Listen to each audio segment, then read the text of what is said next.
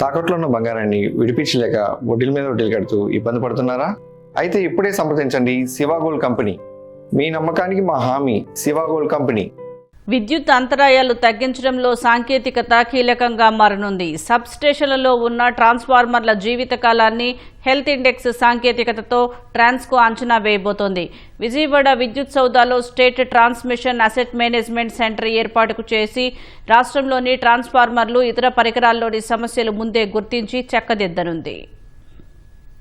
విద్యుత్ సబ్స్టేషన్లలో పవర్ ట్రాన్స్ఫార్మర్లు, circuit బ్రేకర్లు, పీటీలు, lightening అరెస్టులు, ఐసోలేటర్లు, బస్ బార్లు, ట్రాన్స్మిషన్ లైన్లు, బ్యాటరీ బ్యాక్ వంటి విలువైన పరికరాలుంటాయి. విద్యుత్ సరఫరాలో ఇవన్నీ కీలకమే. ప్రస్తుతం వాటి పనితీరును సిబ్బంది ఆఫ్లైన్లో పర్యవేక్షిస్తున్నారు. ఏదైనా సాంకేతిక లోపం తలెత్తితే తప్ప ఆయా పరికరాల్లోని అంతర్గత పరిస్థితి గురించి వారికి తెలిసే అవకాశముండదు. ఈ సమస్యను అధిగమించేందుకు హెల్త్ ఇండెక్స్ సాంకేతికతను ట్రాన్స్కో వినియోగించనుంది. పరికరాల అంతర్గత సామర్థ్యాన్ని హెల్త్ ఇండెక్స్ ద్వారా తెలుసుకునే వీలుంటుంది. విద్యుత్ సరఫరాలో కీలకమైన ట్రాన్స్ఫార్మర్ ప్రస్తుత స్థితి ఏంటి, దాని జీవితకాలం ఎంత మేర క్షీణించింది, ఎన్ని రోజుల్లో దెబ్బతినే అవకాశముందనే సమాచారాన్ని ముందస్తుగా తెలుసుకునే అవకాశముంటుంది. ఒక్క ట్రాన్స్ఫార్మర్ గురించే కాదు, సబ్ స్టేషన్లలోని పరికరాల హెల్త్ డేటాను విశ్లేషించవచ్చు. ట్రాన్స్ఫార్మర్లను ఆన్లైన్, ఆఫ్లైన్ మానిటరింగ్ సిస్టమ్ ద్వారా అధికారులు పరిశీలిస్తారు. ఐఓటీ సెన్సార్లు, SCADA integration, thermal images, drone inspection రిపోర్ట్ల ద్వారా సేకరించిన డేటాను క్రోడీకరించి పరికరాల జీవితకాలాన్ని అంచనా వేస్తారు.